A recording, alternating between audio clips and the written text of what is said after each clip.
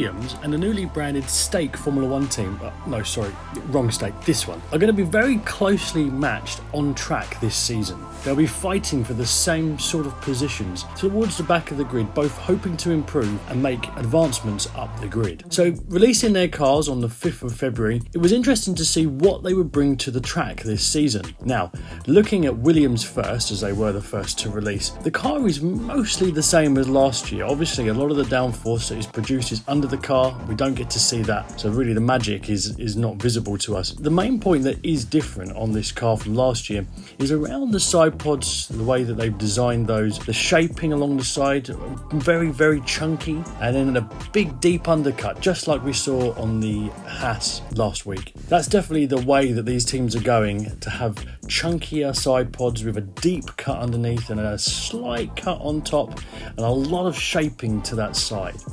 They're also getting more protruding radiator inlets coming out further, and we'll come to how Stake have designed theirs, because that's quite interesting. But as we look around the rest of the car, mostly it's the same. When we look at the head-on shot, we see a big curve around the side pods. You can see them really coming out. So we can see why the Mercedes car didn't work when it was released with the skinny side pods. Look just how different they are now, with these really big, wide side pods, fat at the top and a deep undercut. That's really how these cars are going. So the Williams have really done an interesting job with the side pods, but really apart from that, there's not much more of a change. The wing at the front is very, very fat, and unlike Haas, they've gone for a skinny, rounded rear wing rather than the points at the end. I think those points, when teams do that, it's about affecting the turbulence coming off for the car behind, and Williams don't seem focused on that with this car. Looking at the livery, which really is all we can actually see about this car, I really love the Williams livery. I know it's not massively different from last year, but the two-tone, the navy blue and the lighter blue looks really, really good. And obviously there's callbacks to their past and obviously to the future. The pinstriping down the front is just exquisite. I mean, that is excellent. That's the sort of thing that we've been missing on these Formula One cars. Some subtle little things, but they really do make a big difference. An awful lot of sponsors on the car. That shows good improvement. That shows that they're able to bring more money and investment into the team, and we know that Williams is doing a great job of getting investment through and making their car more competitive because they're using that money. And my favourite on any Formula One car branding is that Duracell logo on the top. I don't think that can be beaten. But we'll have a try though. We'll look at the Stake C44, which was released on Monday as well. And when they were doing this car launch, I thought for a second that they were sponsored by the Matrix movies, but obviously they are long gone. Looking at this, obviously a lot of black, but that's okay because it's been highlighted with this luminescent green. Very different colour to go for. It's going to stand out on track, and maybe that's what they're going for. We thought it would be green because the Stake and kit colours are green.